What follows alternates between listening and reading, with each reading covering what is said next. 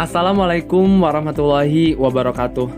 Halo teman-teman, pada video kali ini saya, Azmi Muhammad Saifullah, akan mempresentasikan tentang analisa kelayakan finansial dan ekonomi. Nah teman-teman, mengenai analisa kelayakan finansial ekonomi ini terdapat beberapa sub. Nah, yang kita akan bahas pertama adalah mengenai analisa net present value. Analisa net present value ini atau yang disingkat NPV terbagi ke dalam dua bagian. Yang pertama adalah analisis kelayakan ekonomi dan yang kedua adalah analisis kelayakan finansial. Apa sih analisis kelayakan finansial ini? Nah, kelayakan ekonomi didefinisikan sebagai kelayakan bagi semua pihak yang memanfaatkan baik langsung maupun tidak langsung dari suatu pembangunan atau pembangunan suatu sistem transformasi.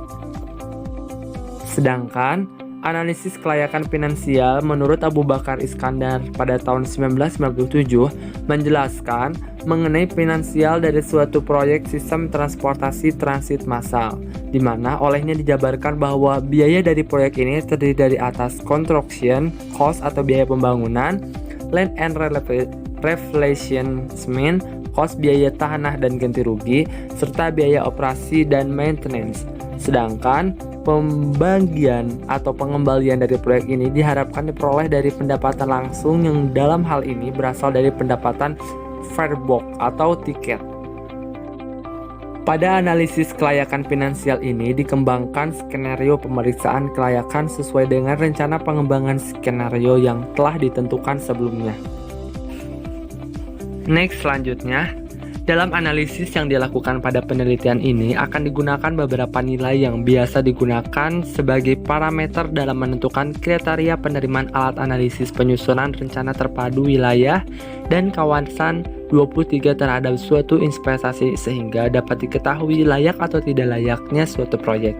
Adapun nilai-nilai tersebut yaitu NPV, Net Present Value, BCR, Benefit Cost Ratio, atau F, IRR, Economic atau Financial Internal Rate of Return, PI Profitability Index, serta Payback Period yang merupakan kriteria evaluasi yang harus dipertimbangkan dalam penghitungan analisis kelayakan ekonomi dan finansial. Nah, selanjutnya, masing-masing dapat dihitung dengan menggunakan rumus sebagai berikut. Sedangkan untuk melakukan perhitungan besaran nilai BCR digunakan rumus sebagai berikut, yang dimana present value of benefit itu adalah BT, CT sama dengan present value of cost, dan T itu artinya adalah the time of cash flow, N sama dengan the total time of the project, dan R discount rate.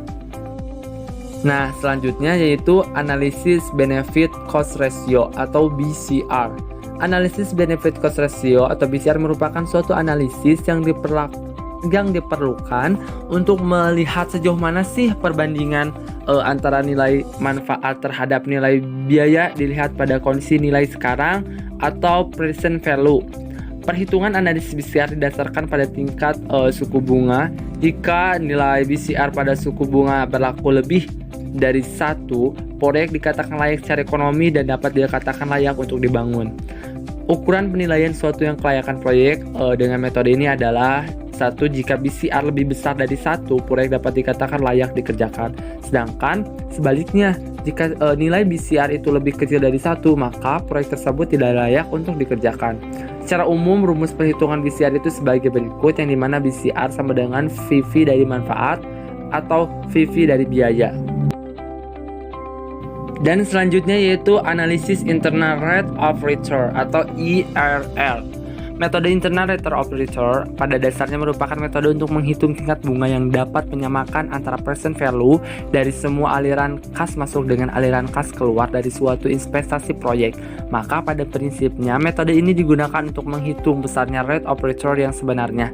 Pada dasarnya internal rate of return atau IRR hanya dicari dengan trial and error. Next, rumus yang digunakan untuk menghitung internal rate of return atau IRR adalah sebagai berikut. Keterangan R tingkat bunga yang akan menjadikan VV dan precord sama dengan V.V dari capital outlay, dan AT sama dengan cash flow untuk periode T. N sama dengan periode terakhir di mana cash flow diharapkan. Jika internal cash flow terjadi pada 0, maka persamaannya dapat dinyatakan sebagai berikut. Selanjutnya, dengan mengadakan interpolasi dari dua tingkat bunga yang dipilih, coba R-nya dapat dihitung seperti cara tersebut. Next, dengan rumus internal rate operator IRR seperti tersebut, maka langkahkanlah yang harus dilakukan untuk menghitung nilai IRR adalah sebagai berikut. Pertama, menghitung present value dari proket suatu investasi dengan menggunakan tingkat bunga yang dipilih secara a priori. Hasil penghitungan present value dan record dengan jumlah present value dari investasi on outlay. Ulangi langkah ketiga hingga menemukan tingkat bunga yang dapat menjadikan present value dari record sama besarnya dengan present value dari outlay. Jika present value dari project terlebih tinggi dibandingkan jumlah present value dari investasi atau outlay, maka tingkat bunga yang lebih tinggi harus digunakan. Sebaliknya, jika present value dari record lebih kecil dari present value dari outlay-nya, maka tingkat bunga yang lebih rendah harus digunakan. Dan yang terakhir, pada tingkat bunga yang dapat dijadikan present value dari record sama besarnya dengan present value dari outlay-nya. Net present value dari usul investasi tersebut adalah Rp0 atau mendekati 0. Besarnya tingkat bunga tersebut menggambarkan besarnya internal rate of return IRR dari unsur investasi tersebut. Metode internal rate of return IRR sebagai alat analisis untuk menentukan tingkat pengembalian investasi mempunyai kelebihan dan kekurangannya. Adapun kekurangan dan kelebihannya adalah sebagai berikut. Pertama, kelebihannya: menghindari pemilihan rate of return minimum yang digunakan. Kedua, memperoleh rate of return yang sebenarnya. Ketiga, berdasarkan preferensi rate of return yang sebenarnya bukan sekadar selisih NPV. Tidak memiliki beban untuk menginvestasikan kembali seperti yang digambarkan pada metode NPV. Adapun kekurangannya adalah sebagai berikut. Yang pertama, lebih rumit, terutama jika aliran kas bersih tidak sama untuk setiap periode. Dan kedua, harus menggunakan analisis sensitivitas. Dan selanjutnya yaitu analisis economic internal rate of return. Economic internal rate of return merupakan tingkat pengembalian berdasarkan pada penentuan nilai tingkat bunga atau discount rate, di mana semua keuntungan masa depan yang dinilai sekarang dengan discount rate tertentu adalah sama dengan biaya kapital atau present value dari total biaya. Dalam perhitungan nilai EIRR adalah dengan cara mencoba beberapa tingkat bunga. Guna perhitungan IRR dipilih tingkat bunga yang menghasilkan NPV positif yang terkecil dan tingkat bunga yang menghasilkan NPV negatif terkecil. Selanjutnya diadakan interpolasi. Persamaan EIRR adalah sebagai berikut, yang dimana I1 adalah tingkat bunga saat NPV positif dan I2 sama dengan tingkat bunga saat NPV negatif. NPV 1 sama dengan nilai sekarang dengan menggunakan I1 dan NPV 2 adalah nilai sekarang dengan menggunakan I2. Apabila EIR lebih besar social discount rate atau dalam kurung 12%, maka proyek dinyatakan layak. Tetapi jika EIR lebih kecil dari social discount rate atau 12%, maka proyek tidak layak. Dan selanjutnya adalah analisis payback period. Payback period atau periode payback merupakan metode yang digunakan untuk menghitung lama periode yang diperlukan untuk mengembalikan uang yang telah diinvestasikan dari aliran kas masuk atau proket tahunan yang dihasilkan oleh proyek investasi tersebut. Apabila proket setiap tahunnya jumlahnya sama, maka payback period atau PP dari suatu investasi dapat dihitung dengan cara membagi jumlah investasi atau outlay dengan proket tahunan.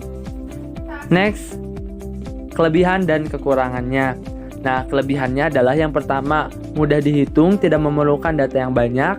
Kedua, berdasarkan pada cash basis, bukan actual basis. Yang ketiga yaitu cukup akurat untuk mengukur nilai investasi yang diperbandingkan untuk beberapa kasus dan bagi pembuat keputusan. Dan yang keempat adalah dapat digunakan untuk melihat hasil-hasil yang dapat diperbandingkan dan mengabaikan alternatif-alternatif investasi yang buruk atau tidak menguntungkan. Kelima, menekankan pada alternatif investasi yang memiliki periode pengembalian lebih cepat. Adapun kekurangannya adalah yang pertama, tidak mampu memberikan informasi tentang tingkat profitabilitas investasi. Kedua, tidak memperhitungkan nilai waktu uang. Ketiga, sulit membuat kesimpulan jika terdapat dua peluang investasi atau lebih yang memiliki unsur ekonomis yang tidak sama. Keempat, tidak memperhitungkan pengembalian investasi setelah melewati waktu payback period. Dan yang selanjutnya adalah analisis life cycle cost. Life Cycle Cost Analysis atau LCCI merupakan konsep kunci dari manajemen aset, berupa suatu metode analisis secara teknis yang dikembangkan berdasarkan konsep ekonomi untuk mengevaluasi efisiensi jangka panjang dari beberapa alternatif investasi yang tersedia. LCCI merupakan salah satu tool yang sangat penting untuk membantu dalam pengambilan keputusan. Selanjutnya, periode analisis dari LCCI untuk memungkinkan analisis yang dilakukan memberikan hasil yang cukup reasonable. Federal Highway Administration menetapkan bahwa periode analisis untuk LCCI dipekerjakan di bidang jalan harus cukup panjang, setidaknya selama 35-40 tahun. Dengan menetapkan periode analisis yang cukup panjang, maka akan lebih banyak alternatif investasi yang bisa digunakan di dalam analisis LCCI. Di dalam periode analisis ini mencakup semua pekerjaan mulai dari pekerjaan pembangunan, pemeliharaan, peningkatan, dan sampai dengan pekerjaan rekonstruksi atau pada saat kondisi akhir dari kerasaan jalan dinyatakan sebagai indeks pelayanan akhir di jalan. Mungkin hanya itu saja yang dapat saya sampaikan, kurangnya saya mohon maaf. Wassalamualaikum warahmatullahi wabarakatuh.